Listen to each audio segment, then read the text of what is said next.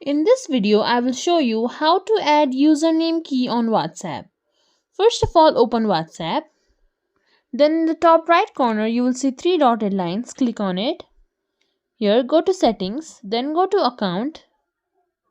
Here, click on username. After your username is registered, right below it, you will find contact me by username. Simply click on it.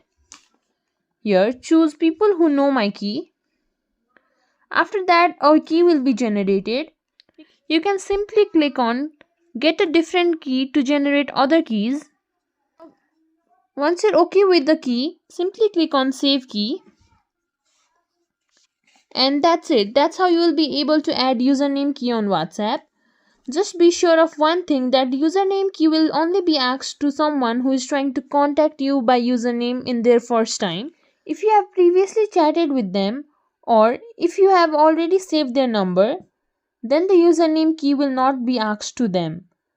And that's it. If you think this video was helpful, please like, share, subscribe to our channel and leave us a comment down below. Thank you for watching.